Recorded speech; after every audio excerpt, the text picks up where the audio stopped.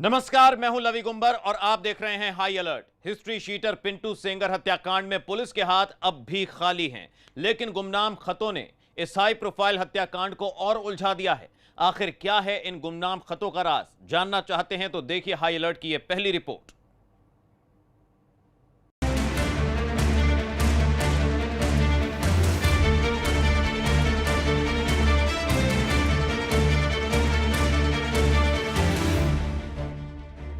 History sheeter Pintu Sengar हत्याकांड।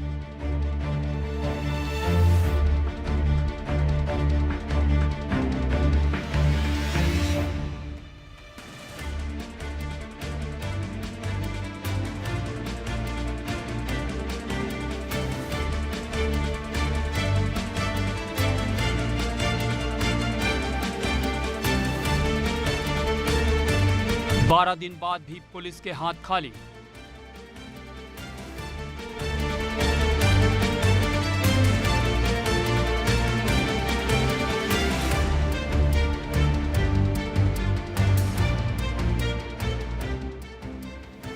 लेकिन गुमनाम खतों का क्या है राज?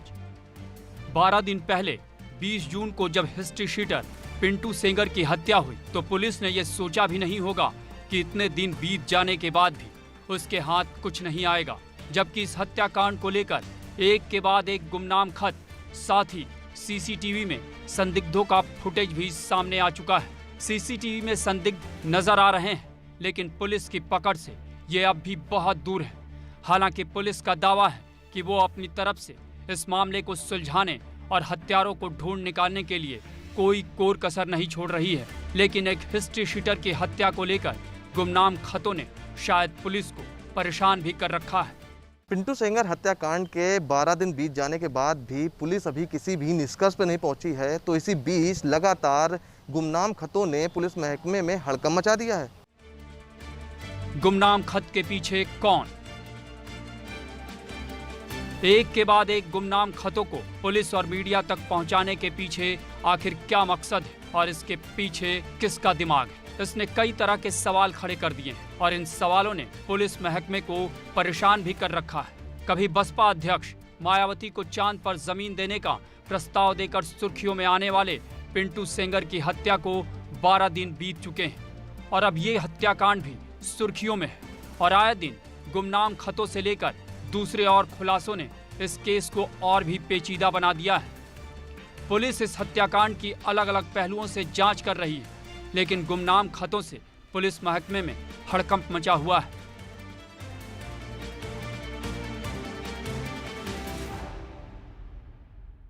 अगर पहले खत की बात की जाए तो जिस तरह से खत में दावा किया गया कि एक मिश्रा पुलिसकर्मी के द्वारा पूरी घटना की पटकथा लिखी गई, तो दूसरे खत ने पुलिस महकमे की मुश्किलें और बढ़ा दी।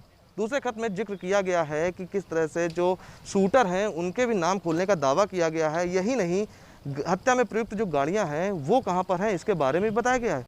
आखिर क्या है गुमनाम खतों की हकीकत? क्या गुमनाम खतों से होगा हत्या का खुलासा? दरअसल इस मामले में गुमनाम खतों ने अगर पुलिस को क्लू भी दिया है तो जैसे उन्हें उलझा भी रखा है। पहले गुमनाम खत में एक मिश्रा पुलिसकर्मी का जिक्र करते हुए दावा किया गया कि पिंटू हत्याकांड की पटकथा इसी पुलिसकर्मी ने लिखी और यह हत्या पैसों के लेन देन को लेकर हुई है। अभी पहले गुमनाम खत की गुत्थी सुलझी भी नहीं थी कि अब दूसरा गुमनाम खत सामने आ चुका है। दूसरे खत में कई चौंकाने वाले खुलासे किए गए हैं। खत लिखने वालों ने शूटरों के नाम तक बता दिए हैं। इस खत में ये तक दावा किया गया है कि 2 बाइक सवार हत्यारे आए, इन्होंने बाइक कहाँ खड़ी की हुई और बाइक पर पीछे कौन कौन बैठा हुआ है। इस गुमनाम खत के साथ हत्या के समय का सीसीटीवी फुटेज से मिली चारों हत्यारों की तस्वीरों को भी भेजा गया है, जिसमें खत लिखने वाले ने बाइक पर पीछे बैठे शूटरों के नाम तक बताए हैं। इस खत में कानपुर के एक छात्र नेता आशीष साहू के नाम का भी जिक्र किया गया है, जो हाल ही में जेल से हत्या की सजा काटकर बाहर आए हैं।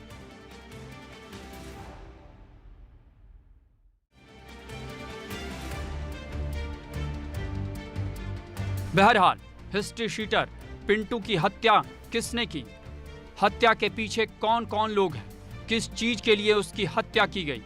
ये कुछ ऐसे सवाल हैं जिसका जवाब तभी मिलेगा जब पुलिस हत्यारों तक पहुंचने में कामयाब होगी। फिलहाल पुलिस की तरह सबको इसका इंतजार है।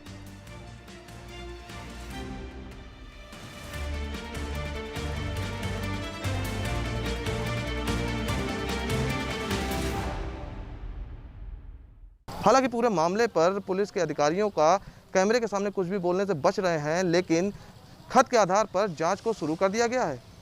खत में कितनी सच्चाई है इसका खुलासा जब पूरी घटना का अनावरण होगा उसके बाद ही सामने हो पाएगा। वीडियो जर्नलिस्ट के साथ प्रभात अवस्थी, एबीपी गंगा, कानपुर। सोनभद्र जिले में ठगी का एक ऐसा मामला जहां एक शख्स खुद को कभी यूपी पुलिस इन्वेस्टिगेशन टीम का डीएसपी बताता, कभी पब्लिक सर्विस कमीशन का अफसर, लेकिन हकीकत में वो दोनों में से कुछ भी नहीं था। आखिर क्या है उसकी ठगी का राज? जानना चाहते हैं तो जरूर देखिए ये रिपोर्ट।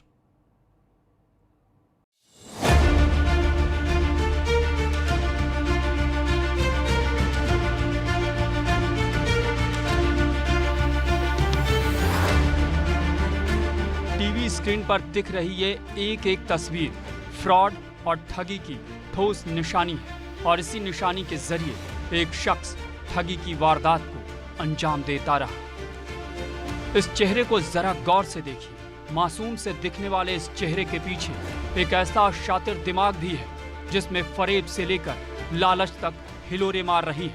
इसे न तो कानून का डर है और न ही समाज की फिक्र। अगर इसे किसी की फिक्र है तो वो बस अपनी, जहां वो किसी भी तरीके से पैसे कमा सके, उसके लिए उसे किसी भी हद तक जाना पड़े। ये शख्स लोगों को ठगने के लिए कभी पुलिस का अफसर बन जाता है तो कभी पब्लिक सर्विस कमीशन का अफसर। लेकिन जरा सोचिए, कोई शख्स सीधे पुलिस का अफसर बनकर किसी को ठगने के बारे में कैसे सोच सकता है? लेकिन यहाँ तो इसने बाकायदा बड़े ही इत्मीनान से इस अवैध गैर कानूनी वारदात को अंजाम भी दे दिया। यानी इस शख्स को कानून का जरा भी डर नहीं। आखिर ये कोई पहली या आखिरी घटना भी तो नहीं। तभी तो इस शख्स ने पुलिस अफसर बनकर कई लोगों को अपने ठगी का शिकार बनाया। कभी डीएसपी बनकर ठगा, कभी बना पुलिस सर्विस कमीशन का अफसर। देश के तमाम हिस्सों में फर्जीवाड़े और ठगी की न जाने कितनी ही कहानियां हैं, लेकिन सोनभद्र में ठगी का ऐसा मामला सामने आया है जहां जिसने भी सुना उसके होश उड़ गए। यहां एक शख्स ने किसी से यूपी पुलिस इन्वेस्टिगेशन का डीएसपी बनकर तो किसी से पब्लिक सर्विस कमीशन का अफसर बनकर ठगी की। इस शख्स का नाम संतोष कुमार मिश्रा है। इस पर आरोप है कि इसने पिपरी थाना क्षेत्र के रेणुकूट और पिपरी में कई लोगों को नौकरी दिलाने के नाम पर उनसे लाखों रुपए ठगे हैं। इस दौरान संतोष ने खुद को कभी असिस्टेंट पब्लिक इंफॉर्मेशन अधिकारी बताया तो कभी यूपी पुलिस इन्वेस्टिगेशन का डीएसपी बताया। किसी को कोई शक न हो, इसके लिए संतोष सबूत के तौर पर फर्जी आई कार्ड दिखाता था। यही नहीं, टोल टैक्स पर भी वो पुलिस बनकर रौब जमाता था। सोनभद्र का रहने वाला है संतोष कुमार मिश्रा। नौकरी दिलाने के नाम पर करता है ठगी। फर्जी पुलिस अफसर और फर्जी पब्लिक सर्विस कमीशन का अफसर बना संतोष कुमार मिश्रा सोनभद्र का ही रहने वाला है। संतोष खुद को डीएसपी बताता है और सबूत के तौर पर लोगों को इसका आई कार्ड भी दिखाता है। अब लोगों को क्या पता कि जॉब दिलवाने के नाम पर वो खुद को जिस पद पर तैनात बताकर जो आई कार्ड दिखा रहा है वो फर्जी है। यही नहीं, आने जाने के लिए टोल टैक्स पर भी वो पुलिस अफसर बनकर रूप दिखाने से पीछे नहीं हटता। इसे लेकर जो खबरें आ रही हैं उसके मुताबिक इसका एक ग्रुप है जो ऐसे काम को अंजाम देता है और अलग अलग जिलों में इसकी मदद करने वाले भी लोग। इस फर्जी पुलिस अधिकारी की ठगी के शिकार रेणुकूट निवासी नवीन कुमार का कहना है कि वो बैंक ऑफ इंडिया में गार्ड का काम करते हैं। उनके मुताबिक किसी काम को लेकर संतोष कुमार मिश्रा को उन्होंने नवंबर 2019 में 4 लाख रुपए दिए थे, जिसको संतोष वापस नहीं कर रहा है। बाद में जब उन्होंने पता किया तो संतोष के बारे में बताया गया कि वो फर्जी पुलिस अधिकारी बनकर लोगों को ठगता है।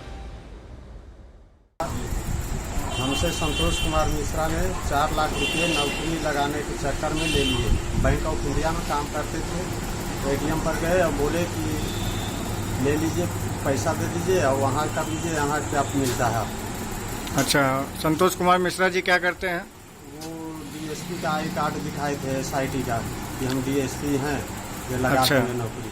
आपके पास कहाँ पे आके पैसा लिए थे? पैसा कुछ लखनऊ में लिए हैं, कुछ बनारस में, 1 लाख बैंक से लिए हैं NFT। ठगी के शिकार नवीन कोई अकेले नहीं है। पिपरी निवासी प्रदीप कुमार सिंह का दर्द भी कुछ ऐसा ही है।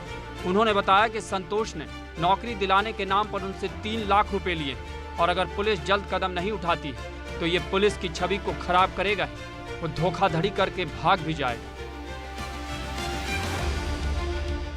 संतोष कुमार मिश्रा ने मुझसे लड़के के नौकरी के नाम पे जी 3 लाख रुपया ले लिया।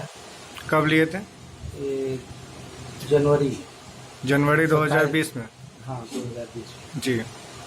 और उसका वो फर्जी कागज नौकरी के बहाली के लिए देखे, फर्जी जो कि कंपनी द्वारा साबित हुआ देखे, और उसके बाद भ्रम फैलाते रहे। बाद में कंपनी से पता किया गया तो कागज फर्जी था। कहे थे कि अगर काम नहीं होगा तो वापस कर देंगे, लेकिन 1 नया पैसा अभी तक वापस नहीं किया। आपको ये कैसे, मतलब कि क्या आपको दिखाएं कि हम जॉब लगवा देंगे? कुछ उनके पास था क्या पावर? हाँ, उनका कहना था कि मैं DSP हूँ, मेरा सामाजिक संपर्क काफी ऊंचा है। इधर पुलिस का कहना है कि पिपरी थाना क्षेत्र के 2 लोगों ने संतोष कुमार मिश्रा नाम के शख्स पर फर्जी पुलिस अधिकारी बनकर नौकरी दिलाने के नाम पर लाखों रुपए लेने की शिकायत दर्ज कराई है, जिसकी जांच CO पिपरी कर रहे हैं। थाना पिपरी पर आकर के तहरीर दी गई, जिसमें वादी ने बताया कि उससे झांसा दे करके नौकरी के नाम पर पैसे वसूले गए हैं और एक अभियुक्त के खिलाफ उन्होंने तहरीर दी। उस अभियुक्त के खिलाफ 420-406 का मुकदमा पंजीकृत कर लिया गया है और इसकी मॉनिटरिंग स्वयं सीओ साहब कर रहे हैं। शीघ्र ही इसमें जो भी साक्ष्य उपलब्ध होंगे उस आधार पर उचित धाराओं में कार्रवाई की जाएगी। तो क्या इस आरोपी के ऊपर इससे पहले भी इस तरह के जालसाजी के मामले आए हैं सामने? जानकारी करी जा रही है इस संबंध में, और अगर इससे अतिरिक्त और किसी के साथ भी ऐसी बात करी गई हुई तो और मुकदमे लिख करके कार्रवाई करी जाएगी। फिलहाल संतोष के खिलाफ IPC की धारा 420 और 406 के तहत मुकदमा दर्ज कर लिया गया है। लोगों ने जो शिकायत दर्ज कराई है उसके मुताबिक संतोष लोगों को गुमराह कर नौकरी के नाम पर मोटी रकम वसूल करके भागने की तैयारी में है। संतोष ने यूपी पुलिस इन्वेस्टिगेशन का DSP और पब्लिक सर्विस कमीशन के नाम पर फर्जी आई कार्ड बनवाया हुआ है। ये फर्जी पुलिस अधिकारी बेखौफ जिले में घूमकर लोगों को नौकरी दिलाने के नाम पर ठगी को अंजाम दे रहा है।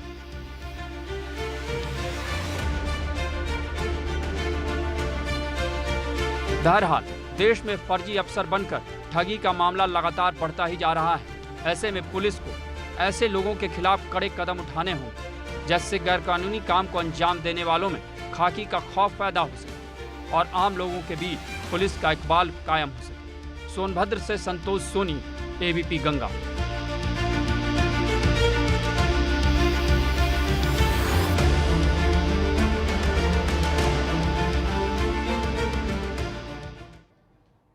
कोई शख्स अपनी मां पर, भाई पर, चाचा पर, यहां तक के छोटे छोटे बच्चों पर भला कुल्हाड़ी से कैसे हमला कर सकता है, लेकिन जालौन के गांव में ऐसा ही हुआ। आखिर क्यों एक शख्स पर अपनों का ही खून करने की सनक सवार हो गई, देखिए इस रिपोर्ट में।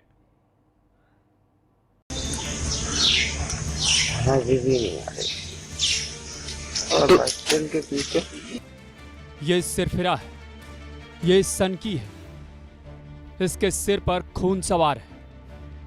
ये अपने ही लोगों के खून करने पर आमादा है। इसके सामने जो आता है वो लहूलुहान हो जाता है। ये छोटी बच्चियों पर भी रहम नहीं खाता। इसकी सनक इस पर इस कदर हावी है कि वो घर में आग भी लगा देता है। इसकी सनक के शिकार परिवार के ही 6 लोग हो जाते हैं। जालौन में एक सिरफिरे का परिवार के लोगों पर हमला, कुल्हाड़ी से किया हमला। जालौन के रेंडर थाना क्षेत्र के एक गांव में उस वक्त सनसनी फैल गई जब एक सिरफिरा रिश्तों को शर्मसार करते हुए अपनों का ही खून बहाने लगा। इस सिरफिरे पर ऐसा खून सवार था कि वो खून के रिश्तों को भी भुला बैठा। इस हत्यारे ने अपने परिवार के ऊपर कुल्हाड़ी से जानलेवा हमला बोल दिया। इस दौरान उसके सामने जो भी आया उसकी सनक का शिकार हो गया। हमले के वक्त इस सिरफिरे ने अपनी मां और छोटे बच्चों को भी नहीं बख्शा। उसने अपने चाचा और भाई पर भी हमला बोला।